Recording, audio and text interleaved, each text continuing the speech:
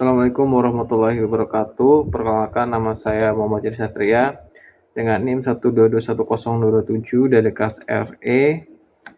Di sini saya akan mempresentasikan bisnis plan untuk Wilson Teknik Sipil dengan nama usaha EcoBrick Solution Build Netter. Baik. Di sini untuk executive summary, EcoBrick adalah ide bisnis inovatif yang berfokus pada produksi bata berbahan dasar plastik dan juga fly ash.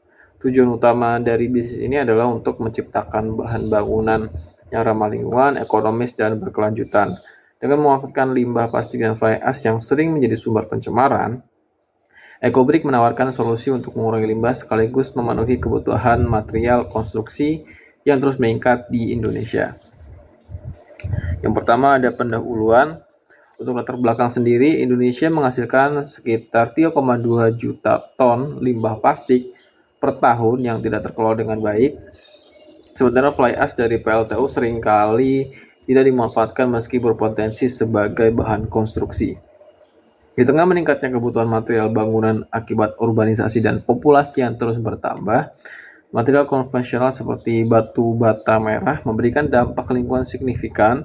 Seperti bata merah memberikan dampak emisi karbon yang tinggi dan penggundulan lahan. Jadi EcoBrick ini hadir dengan solusi inovatif dengan pemanfaatan limbah plastik dan fly ash untuk memproduksi bata yang ramah lingkungan, ekonomis, dan juga pastinya berkualitas tinggi. Selanjutnya, untuk tujuan bisnis tersendiri, yang pertama, mengurangi limbah plastik dan fly ash melalui pemanfaatan inovatif. Kedua, menyediakan bahan bangunan ramah lingkungan untuk memenuhi kebutuhan infrastruktur. Dan terakhir, mendukung program pembangunan berkelanjutan di Indonesia. Selanjutnya, manfaat bisnis. Yang pertama, untuk lingkungan tersendiri itu mengurangi polusi limbah plastik dan fly ash. Yang kedua, untuk ekonomi, menyediakan bahan bangunan yang terjangkau. Dan sosial, itu bisa meningkatkan kesadaran masyarakat terhadap penggunaan material berkelanjutan. Kemudian ada analisis pasar. Yang pertama ada target pasar. Untuk segmen utama tersendiri itu adalah kontraktor bangunan pastinya. Kemudian ada pengembangan properti dan konsumen individu yang ingin membangun rumah menggunakan bahan batu bata yang terbarukan dari kita, itu EcoBrick. Kemudian ada wilayah fokus, itu wilayah urban dan semi urban di Indonesia dengan kebutuhan infrastruktur yang tinggi. Selanjutnya ada permintaan pasar. Tingginya kebutuhan material bangunan di Indonesia memberikan peluang besar bagi EcoBrick. Tren global menuju konstruksi berkelanjutan juga menjadi faktor pendorong permintaan. Selanjutnya ada analisis SWOT. Untuk strength itu memanfaatkan limbah ramah lingkungan dan ekonomis. Untuk weakness itu adalah kesadaran masyarakat terhadap produk baru yang masih rendah. Untuk opportunity itu dukungan kebijakan pemerintah terkait pengelolaan limbah. Dan threat itu persaingan dengan bahan bangunan konvensional yang sudah lama pastinya menguasai pasar. Selanjutnya ada kelayakan bisnis. Yang pertama ada kebutuhan pasar yang tinggi. Kebutuhan material bangunan terus meningkat. Selanjutnya ada dukungan regulasi.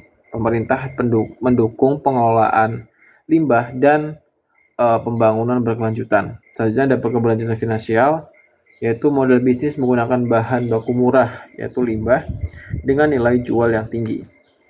Selanjutnya untuk bab 3 yaitu produk atau layanan. Untuk deskripsi produk sendiri, EcoBrick adalah bata inovatif berbahan dasar limbah plastik dan fly ash yang dirancang untuk mengurangi limbah plastik dan fly ash, memberikan alternatif ramah lingkungan dan untuk material bangunan, dan memiliki sifat ringan, tahan lama, dan ekonomis. Untuk proses produksi tersendiri, yang pertama adalah pengumpulan bahan baku. Limbah plastik dan fly ash dikumpulkan dari sumber lokal. Kemudian peleburan dan pencampuran. Limbah plastik dilebur kemudian dicampur dengan fly ash. Selanjutnya pencetakan. Campuran dituangkan ke cetakan bata menggunakan teknologi modern. Selanjutnya pengemasan, bata siap dipasarkan setelah proses pendinginan. Selanjutnya ada rencana operasional. Untuk lokasi produksi tersendiri adalah pabrik yang akan didirikan di kawasan industri dengan akses mudah ke sumber bahan baku dan pasar yang berada di Cikarang. Saya merencanakan karena mungkin di Cikarang kan memang kawasan industri di mana kita juga bisa lebih mudah untuk mengaksesnya dan lebih aman karena memang di situ adalah kawasan industri, jadi kita tidak perlu memerlukan banyak sekali regulasi-regulasi yang mungkin kalau misalnya dekat dengan kawasan pemukiman kan tentunya masih makin banyak lagi regulasi-regulasi yang akan dibuat, dan itu akan membuat lebih ribet. Selanjutnya tim operasional. Untuk tim produksi 10 orang, tim pemasaran 5 orang, dan tim administrasi 3 orang.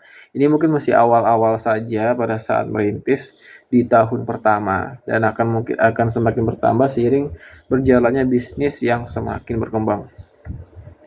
Karena di sini ada rencana keuangan untuk proyeksi pendapatan, yaitu harga jual per bata itu 5.000, target produksi per bulan itu 50.000 bata, dan pendapatan bulanan itu 250 juta.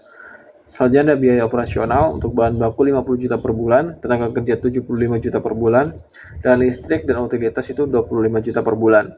Sehingga total biaya adalah 150 juta per bulan. Dengan laba kotor 250 juta dikurang 150 juta, mempunyai profit 100 juta per bulan. Selanjutnya ada strategi pemasaran dan branding. Untuk strategi promosi itu menggunakan media sosial untuk kampanye kesadaran lingkungan.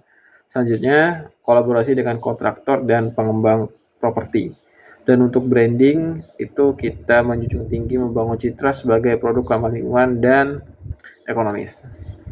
Selanjutnya ada analisis risiko dan mitigasi. Risiko utama, kurangnya kesadaran masyarakat terhadap produk tantangan dalam pengumpulan bahan baku. Dan untuk mitigasi, edukasi melalui kampanye pemasaran dan kemitraan dengan komunitas daur ulang untuk bahan baku. Dan untuk roadmap implementasi bisnis untuk tahun pertama yaitu penelitian dan pengembangan produk, karena kita masih awal sekali, dan tahun kedua itu peluncuran pabrik dan pemasaran lokal, mungkin karena bisnis sudah mulai berkembang. Dan tahun ketiga adalah ekspansi regional dan peningkatan kapasitas produksi.